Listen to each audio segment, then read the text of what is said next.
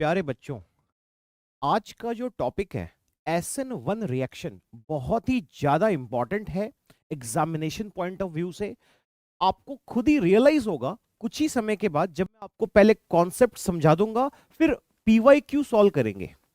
आपको रियलाइज होगा कि SN1 पर्टिकुलर जो टॉपिक है वो कितना ज्यादा इंपॉर्टेंट है कंपटीशन पॉइंट ऑफ व्यू से। आइए SN1 की बात करते हैं। आपको आपके सर ने हो सकता है SN1 का जिक्र किया होगा alkyl halide and aryl halide chapter में, which is also known as halo alkanes and halo arenes, है ना। तो आइए उसका एक शॉर्ट इंट्रोडक्शन लेते हैं SN1 रिएक्शन का। Let's start the SN1। Okay, अब इसमें इस पर्टिकुलर वीडियो में हम लोग क्या कवर करने वाले हैं, इसे जानने की पहले जरूरत है। तो हम उसके मैकेनिज्म को कवर करेंगे, एक बात। दूसरी बात, उसके इंपॉर्टेंट पॉइंट्स को कवर करेंगे। और तीसरी बात, क्या पास्ट में आए हुए क्वेश्चंस जो कंपटीशन में आ रखे हैं वो आपसे सॉल्व हो पाते हैं कि नहीं, इसकी जांच पड़ताल करेंगे। आइए आगे बढ़ते हैं SN1 की ओर। सबसे पहले टॉपिक्स टू बी कवर्ड, हम लोग इसमें क्या देखेंगे, हम लोग इसमें मैकेनिज्म को देखेंगे। Okay, so how the SN1 mechanism looks like actually. सबसे पहले मैकेनिज्म की बात करेंगे। ओके, तो लेट्स स्टार्ट।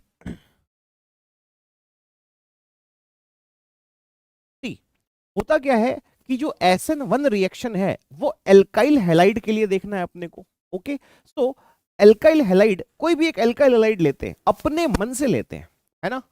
कार्बन है आपके पास, मान लो कोई हेलोजन है, ये मैं ले लेता हूं R1, ये ले लेता हूं R2 और ये ले लेता हूं R3। क्या ये एल्काइल हैलाइड है? हाँ। कैसे पता चला? तो बच्चों, अगर कभी आपको कार्बन दिखे, एल्काइल ग्रुप का कार्बन दिखे और हेलोजन चिपका हुआ हो, इसका मतलब वो क्या है, वो एल्काइल हैलाइड है ना। क्या दिखे आपको? एल्काइल ग्रुप का कार्बन और उससे चिपका हुआ हेलोजन, तो वो क्या होगा, वो एल्काइल हैलाइड होगा। ओके, तो लेट्स स्टार्ट। एक बात बताओ, हेलोजन और कार्बन में ज्यादा इलेक्ट्रोनेगेटिव कौन है? हेलोजन में और कार्बन में ज्यादा इलेक्ट्रोनेगेटिव कौन है? Halogen, obviously. इसलिए ज्यादा इलेक्ट्रोनेगेटिविटी होने का मतलब क्या है? उसका मतलब यह है कि जो ज्यादा इलेक्ट्रोनेगेटिव होगा, इलेक्ट्रॉन वही खींचेगा, बॉन्ड के इलेक्ट्रॉन वही खींचेगा जो ज्यादा इलेक्ट्रोनेगेटिव होगा। अब बताओ, हेलोजन कार्बन में ज्यादा इलेक्ट्रोनेगेटिव कौन? हेलोजन। तो इस बॉन्ड के इलेक्ट्रॉन को कौन खींचेगा? हेलोजन। अच्छा एक मिनट, अगर कोई इलेक्ट्रॉन खींचता है, अगर कोई इलेक्ट्रॉन लेता है, अगर कोई इलेक्ट्रॉन पाता है, तो इलेक्ट्रॉन पाने से उसके ऊपर कैसा चार्ज आ जाता है? माइनस का चार्ज। और कोई इलेक्ट्रॉन लॉस कर देता है, खो देता है, तो उस पर कैसा चार्ज आता है? प्लस का चार्ज। बच्चों, इसी बेसिक कॉन्सेप्ट का इस्तेमाल यहां पे करेंगे। आप देखो, हेलोजन है ना, मोर इलेक्ट्रोनेगेटिव है, इस पूरे बॉन्ड के इलेक्ट्रॉन को अपनी तरफ खींच लेगा, खींच लिया। अब समझो एक्स, अब पता है एक्स एक्स नहीं रहा, अब एक्स एक्स माइनस बन गया। मैं लिखना चाहूंगा ये एक्स माइनस हो गया, सही है। अब एक बात बताओ, एक्स ने किसका इलेक्ट्रॉन खींच लिया? कार्बन का। तो कार्बन ने अपना इलेक्ट्रॉन लॉस कर दिया ना, तो कार्बन पे कैसा चार्ज आएगा? Positive charge. लिखेंगे सी, है ना। ये आपका R1, ये आपका R2 और ये आपका R3 हो गया। बताओ कार्बन पे प्लस का चार्ज क्यों लिखा मैंने? क्योंकि कार्बन का इलेक्ट्रॉन लॉस हो गया। अच्छा, किसने खींच लिया उसका इलेक्ट्रॉन? हेलोजन ने। आगे बढ़ेंगे। पता है, इसको कहते हैं कार्बोकेटायन। कौन सा टायन? कार्बोकेटायन। कार्बन पे प्लस का चार्ज, कार्बोकेटायन। और कार्बोकेटायन अपनी स्टेबिलिटी बढ़ा सकता है। कैसे बढ़ाता है? 5 तरीके हैं प्यारे बच्चों, 5 तरीके। कैसे कैसे? हाइड्राइड शिफ्ट से बढ़ा सकता है, एल्काइल शिफ्ट से बढ़ा सकता है, फिनाइल शिफ्ट से बढ़ा सकता है, रिंग एक्सपेंशन से बढ़ा सकता है, रिंग कॉन्ट्रैक्शन से बढ़ा सकता है। मैंने इसका जिक्र डिटेल में आपको जीओसी के अंदर किया है ना, वहां पे किया, उसका इस्तेमाल करेंगे। ओके, अब देखो क्या होता है, अब आता है न्यूक्लियोफाइल। कौन सा फाइल? न्यूक्लियोफाइल। ये न्यूक्लियोफाइल क्या है और इसकी आदत क्या है? न्यूक्लियोफाइल जो है एक ऐसा स्पीशीज है जो इलेक्ट्रॉन रिच होता है, अमीरी होती है उसके पास इलेक्ट्रॉन की। और उसकी आदत क्या है? जिस क्षेत्र में इलेक्ट्रॉन की कमी होती है वहां जाके हमला कर देता है। क्या करता है? हमला कर देता है। कौन हमला करता है? न्यूक्लियोफाइल। कौन सा फाइल? न्यूक्लियोफाइल। क्या करता है? हमला करता है। कहां करता है? जहां पर इलेक्ट्रॉन की कमी होती है। ओके, अब सुनो और सुनो ध्यान से। अच्छा, आपको क्या लगता है सी प्लस देख के क्या लगता है? प्लस का चार्ज, इसका मतलब क्या? कि इसने इलेक्ट्रॉन खोया था, मतलब इसके पास इलेक्ट्रॉन की कमी है।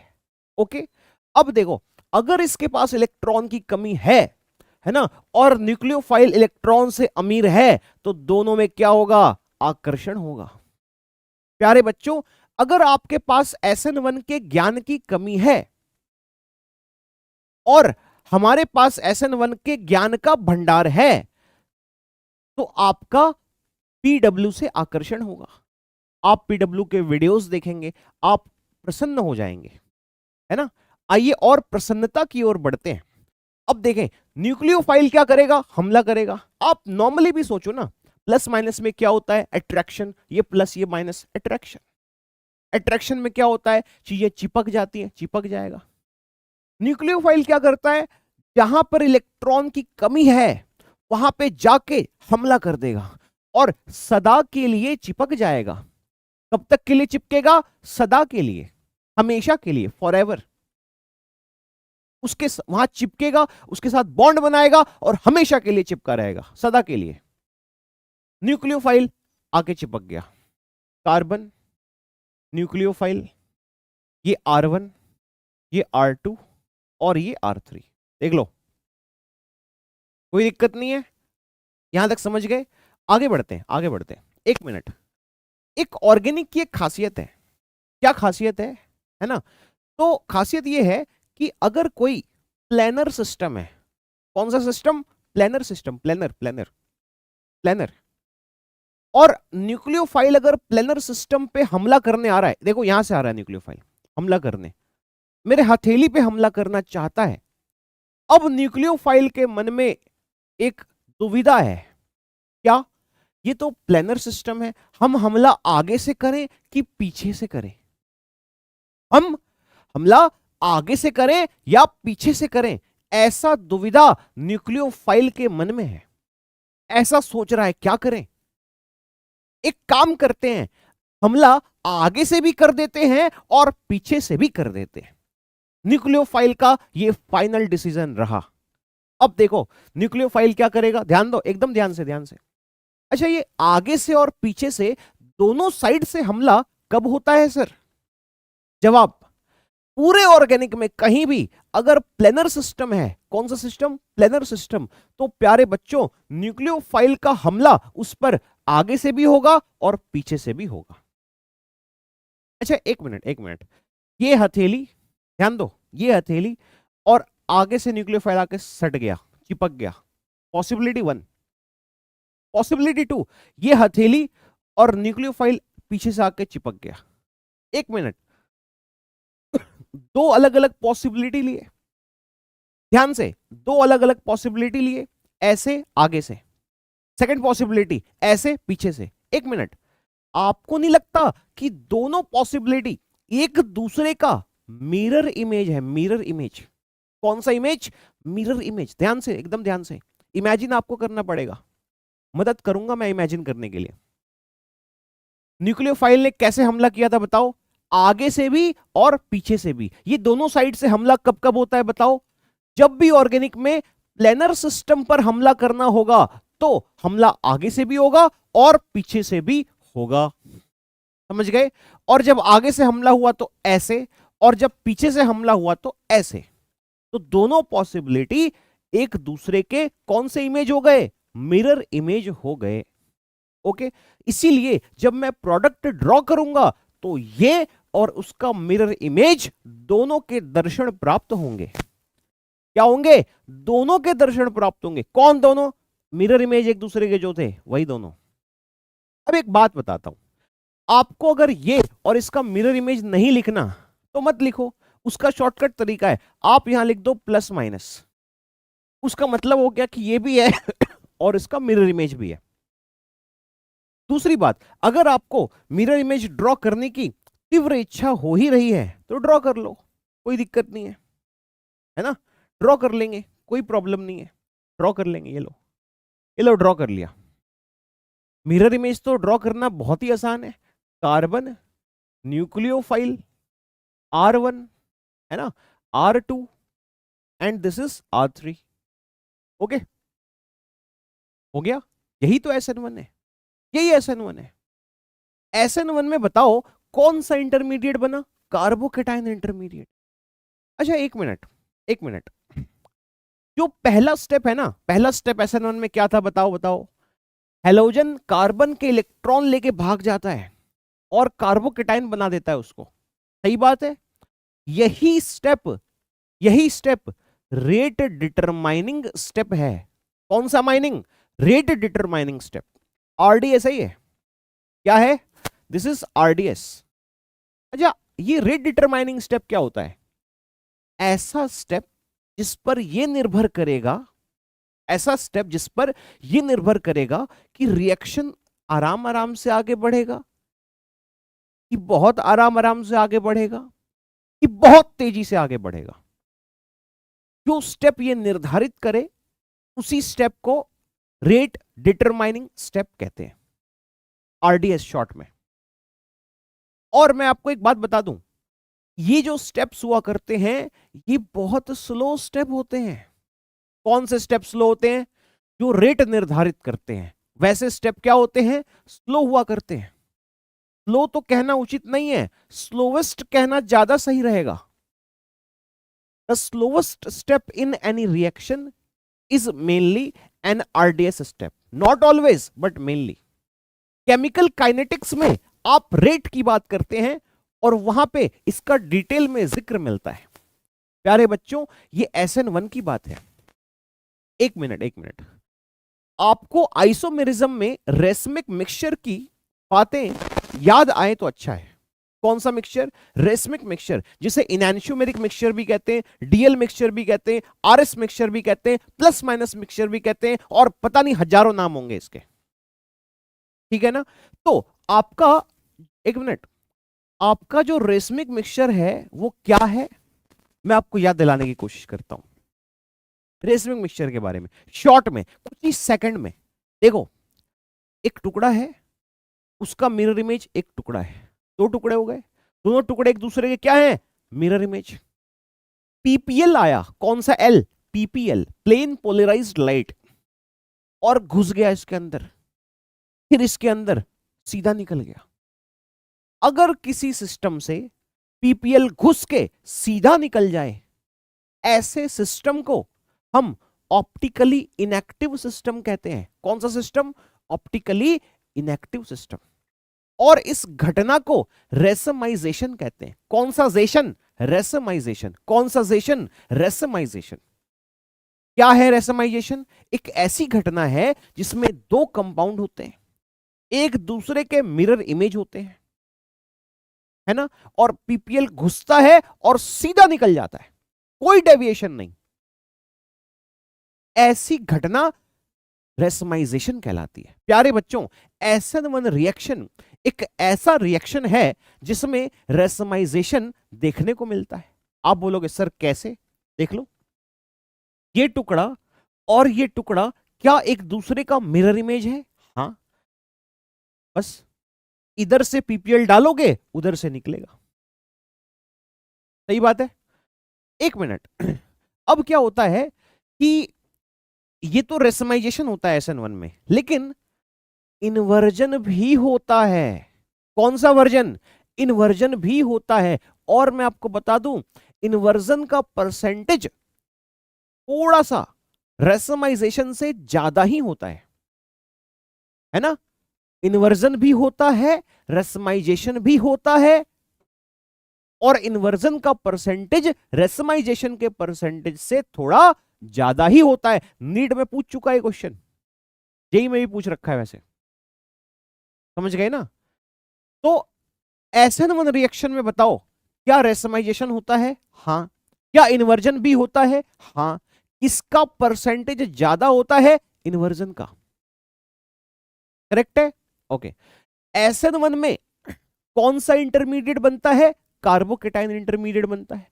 कौन सा स्टेप स्लो है? पहला स्टेप स्लो है, पहला स्टेप RDS है। एक मिनट, अगर मैं बात करूं रेट ऑफ SN1 की, कि SN1 के रेट का पता कैसे चलेगा? अगर 4 ऑप्शन दिए हैं ABCD, और किसका रेट ज्यादा है किसका रेट कम है, ये पता कैसे चलेगा? पता चलेगा ध्यान से, जिस ऑप्शन में ज्यादा स्टेबल कार्बोकेटाइन बनेगा, ज्यादा स्टेबल कार्बोकेटाइन जिस ऑप्शन में बनेगा, उसी का रेट ज्यादा होगा। समझ गए? ओके। एक मिनट, अच्छा, कुछ ऐसे कार्बोकेटाइन होते हैं जो एग्जिस्ट ही नहीं करते, बहुत अनस्टेबल होते हैं, बहुत अनस्टेबल। मैं उनका जिक्र मैं कर चुका हूं जीओसी में, मगर उनके दर्शन आपको कराना चाहता हूं फिर से। कुछ ऐसे कार्बोकेटाइंस होते हैं जो बहुत ही अनस्टेबल होते हैं, अनस्टेबल, अनस्टेबल कैटाइंस। कुछ ऐसे अनस्टेबल कार्बोकेटाइंस होते हैं जो बहुत ही क्या होते हैं? अनस्टेबल होते हैं, अनस्टेबल कार्बोकेटाइंस। ओके, वो कौन है? तो ये जो कार्बोकेटाइन होता है ये बहुत अनस्टेबल होता है। अगर आपके पास कभी भी डबल बॉन्डेड कार्बोकेटाइन दिख जाए, बहुत अनस्टेबल होता है। कभी बेंजीन रिंग पे कार्बोकेटाइन दिख जाए, बहुत अनस्टेबल होता है। अगर कभी ऐसा वाला दिख जाए, बहुत अनस्टेबल होता है ना? अगर कभी ट्रिपल बॉन्ड पे कार्बोकेटाइन दिख जाए, बहुत अनस्टेबल होता है। कभी ब्रिजहेड पर कार्बोकेटाइन दिख जाए, बहुत अनस्टेबल होता है। प्यारे बच्चों, कुछ अनस्टेबल कार्बोकेटाइंस यहां पे आपके सामने दिखा रहा हूं मैं, है ना? एक मिनट, एक मिनट, अगर मान लो, अगर मान लो ये लो बेंजीन लिया और इससे हेलोजन लगाया, और मैं इसका SN1 कराना चाहता हूं, SN1 कराना चाहता हूं, क्या इसका SN1 हो सकता है? नहीं। अच्छा, क्यों नहीं सर, क्यों नहीं हो सकता? इसलिए नहीं हो सकता क्योंकि SN1 में सबसे पहले क्या होता है? हेलोजन बाहर निकलता है। अगर हेलोजन बाहर निकला तो यहां पे क्या बनेगा? प्लस का चार्ज। क्या बेंजीन पे प्लस का चार्ज हो सकता है? नहीं हो सकता, नहीं हो सकता। इसीलिए क्या कभी ये हेलो एरिन मतलब बेंजीन से चिपका हुआ हेलोजन क्या कभी SN1 में पार्टिसिपेट कर सकता है? नहीं कर सकता, कभी नहीं कर सकता। तो ध्यान देना, अगर इसके साथ हेलोजन लगा हो, इसके साथ हेलोजन लगा हो, इसके साथ, इसके साथ, इसके साथ, इसके साथ हेलोजन लगा हो, तो वो SN1 कभी भी नहीं करेगा। समझ गए बात को? बच्चों और भी बातें हैं, बट मैं कुछ सॉल्वेंट के बारे में बात करना चाहता हूं। सॉल्वेंट के बारे में, जो SN1 रिएक्शन होता है ना, SN1 रिएक्शन, उस रिएक्शन को पोलर प्रोटिक सॉल्वेंट सपोर्ट करता है, फेवर करता है। कौन सा सॉल्वेंट? Polar protic solvent. और पोलर अप्रोटिक सॉल्वेंट भी होता है एक, वो SN2 को सपोर्ट करता है। किसको सपोर्ट करता है? पोलर अप्रोटिक, SN2 को। और पोलर प्रोटिक किसे सपोर्ट करता है? SN1 को सपोर्ट करता है ना? ओके, एक मिनट, कुछ पोलर प्रोटिक सॉल्वेंट के नाम अगर आपको मालूम हो जाए तो अच्छा रहेगा, और कुछ सॉल्वेंट जो पोलर अप्रोटिक हैं अगर वो आपको मालूम हो जाए तो अच्छा रहेगा। तो देखो, इनके नाम देखो। पोलर प्रोटिक सॉल्वेंट ऐसा सॉल्वेंट होता है जिससे, मतलब जो एसिडिक हाइड्रोजन रखते हैं अपने पास, जो क्या रखते हैं? एसिडिक हाइड्रोजन रखते हैं, उन्हें क्या कहेंगे? पोलर प्रोटिक सॉल्वेंट कहेंगे। ओके, जो H+ नहीं रखते अपने पास उसे पोलर अप्रोटिक सॉल्वेंट कहेंगे, और जो H+ रखते हैं उसे पोलर प्रोटिक सॉल्वेंट कहेंगे। सही बात है? ओके, आगे देखते हैं। एक मिनट, एक मिनट। वाटर, अच्छा फोन से चिपका हुआ हाइड्रोजन एसिडिक हाइड्रोजन होता है। फोन से चिपका हुआ, एफ से, ओ से, एन से, ये सब एसिडिक एच होते हैं। तो अगर मान लिया जाए मैंने लिख दिया यहां पे वाटर, तो ओ से चिपका हुआ है, एच एसिडिक एच है, पोलर प्रोटिक। अमोनिया ले लेता हूं, पोलर प्रोटिक। एसिड ले लेता हूं, पोलर प्रोटिक। एल्कोहल ले लेता हूं, पोलर प्रोटिक। और भी बहुत सारे हैं, ये पोलर प्रोटिक हैं और SN1 को सपोर्ट करते हैं। पोलर अप्रोटिक देखते हैं, है ना। TMSO बहुत फेमस है भाई, di methyl sulphoxide, polar aprotic को सपोर्ट करता है। दूसरा DMF, di methyl formamide, polar aprotic, है ना, SN2 को सपोर्ट करता है। ये भी SN2 को, ये भी SN2 को सपोर्ट करता है। और भी है, एसीटोन पोलर अप्रोटिक है, ईथर पोलर अप्रोटिक है, और भी बहुत सारे हैं। ये सब पोलर अप्रोटिक हैं और SN2 को सपोर्ट करते हैं। ये सब पोलर प्रोटिक हैं और किसे सपोर्ट करते हैं बताओ? SN1 को सपोर्ट करते हैं। सही बात है। अच्छा, मुझे लगता है कि कुछ प्रीवियस ईयर क्वेश्चन पे प्रहार करना चाहिए। आइए प्रहार करें। देखो, which one is most reactive towards SN1 reaction? SN1 reaction के लिए, है ना, इस चारों में सबसे ज्यादा रिएक्टिव कौन होगा? आपको मैंने थोड़ी देर पहले ही बताया, वही सबसे ज्यादा रिएक्टिव होगा जिसमें कार्बोकेटाइन मोस्ट स्टेबल बनेगा। क्या बनेगा? मोस्ट स्टेबल बनेगा। चलो चेक करते हैं, बहुत आसान है भाई, चेक करते हैं। C6H5 का मतलब क्या है? बेंजीन रिंग, है ना, बेंजीन रिंग। फिर ये CH है, CH, और फिर C6H5, तो फिर से बेंजीन रिंग।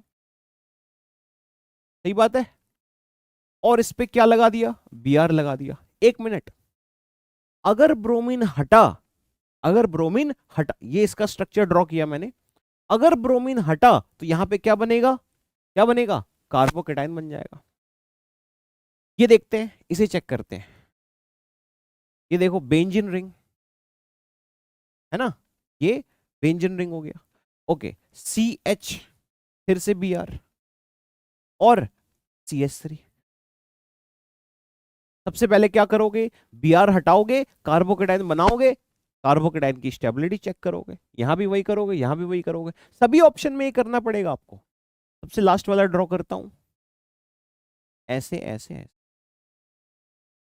CH2Br।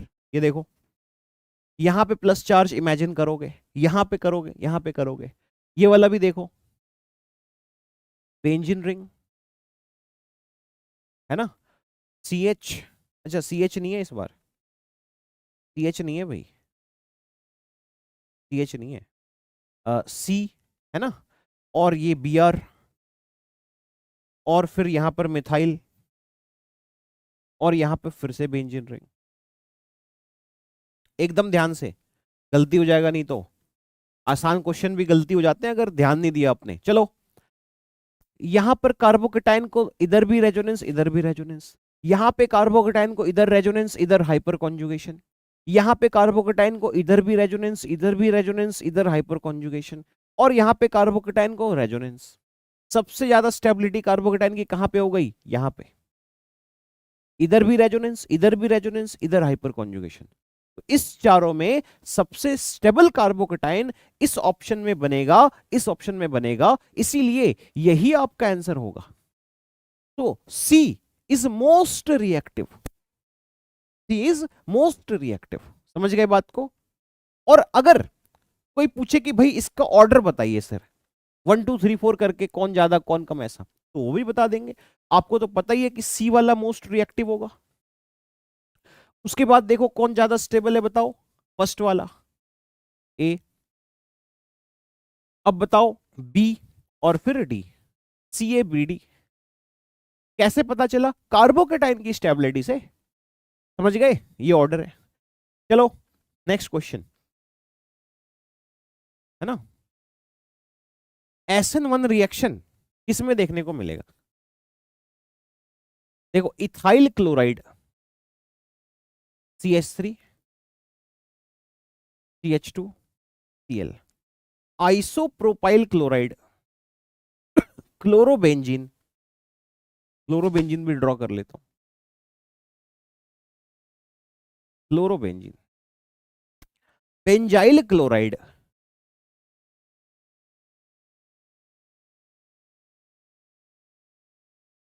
देखो ध्यान दो भाई, आइसोप्रोपाइल क्लोराइड।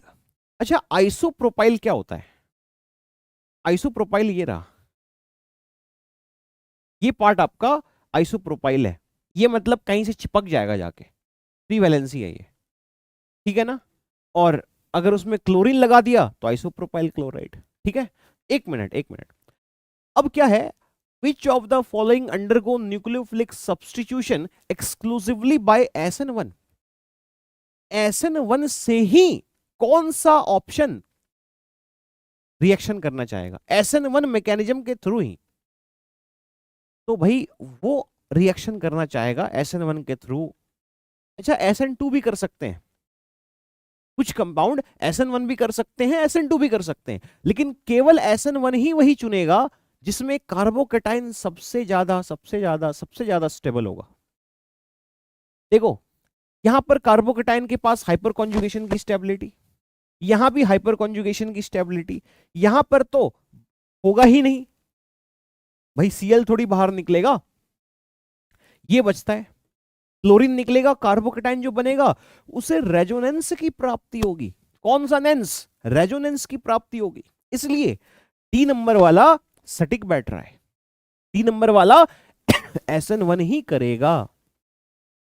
आगे बढ़ते हैं, आगे बढ़ते हैं, कह रहा है in SN1 reaction on chiral centre पीज इज, SN1 के बारे में कौन सी बात सत्य है वो आपको बताना है, तो देख लेंगे।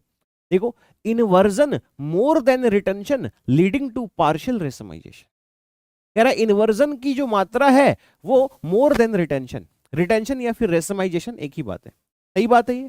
100% रिटेंशन नहीं, 100% इन्वर्जन नहीं, 100% रेसमाइजेशन नहीं, इन्वर्जन की मात्रा रिटेंशन या रेसमाइजेशन से ज्यादा होनी चाहिए, आपको याद दिलाया था थोड़ी देर पहले, आंसर ए नंबर हो जाएगा।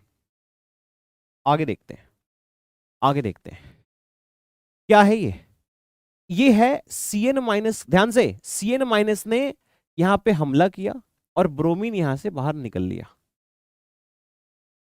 तो CN- हमला किया, CN- चिपक गया, ऐसा हुआ। कह रहा है this reaction is fastest in,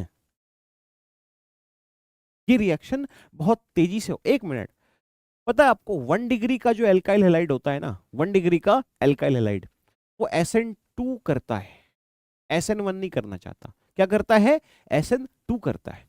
अब देखो SN2 रिएक्शन के लिए कौन सा सॉल्वेंट फेवरेबल है, पोलर अप्रोटिक, कौन सा, पोलर अप्रोटिक, इथेनॉल नहीं हो सकता क्योंकि अल्कोहल है, पोलर प्रोटिक होगा, मिथेनॉल नहीं हो सकता, अल्कोहल है, पोलर प्रोटिक होगा, N, dimethyl formamide DMF polar aprotic है, ये पोलर प्रोटिक, ये पोलर प्रोटिक, ये polar aprotic, favourable, favourable SN2 के लिए। वाटर पोलर प्रोटिक है, फेवरेबल नहीं है SN2 के लिए। ये तीनों SN1 के लिए फेवरेबल होते हैं क्योंकि ये पोलर प्रोटिक सॉल्वेंट है, और ये पोलर अप्रोटिक है, इसलिए किसके लिए फेवरेबल है, SN2 के लिए फेवरेबल है, करेक्ट। आगे बढ़ते हैं, विच of the following is least reactive, सबसे कम रिएक्टिव है सब्स्टिट्यूशन रिएक्शन के लिए, है ना। देखो 3 डिग्री का एल्काइल हैलाइड है, 9 अल्फा H है यहाँ पे कार्बोकेटाइन के पास, बहुत स्टेबल है, बहुत रिएक्टिव होगा। फिर देखो ये देखो CH2 double bond CHCl, CH2 double bond CHCl, एक मिनट एक मिनट, क्या यहाँ पे कार्बोकेटाइन बना सकते हैं आप क्लोरीन हटा के, नहीं नहीं नहीं बना सकते। आपको याद दिलाऊं मैं, थोड़ी देर पहले आपको मैंने बताया था ना कि कुछ कार्बोकेटाइंस हैं, कुछ कार्बोकेटाइंस है, देखो यहां पर प्लस का चार्ज नहीं बना सकते, डबल बॉन्डेड कार्बन पे प्लस का चार्ज नहीं बना सकते। तो उसी तरह से देखो, क्लोरीन हटा के क्या प्लस बना पाओगे? नहीं। Cl हटा के प्लस बना सकते हो? हाँ। Cl हटा के प्लस बना सकते हो? हाँ।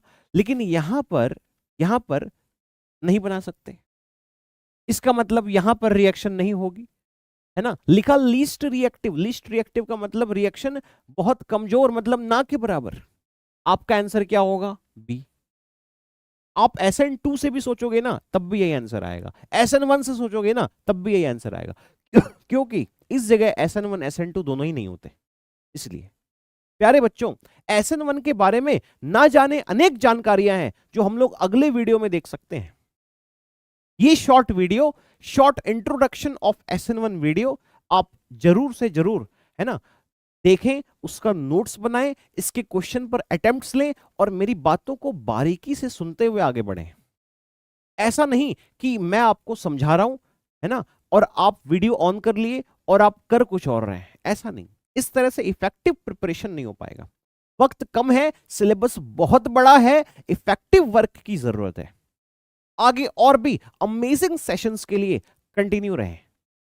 Thank you for watching.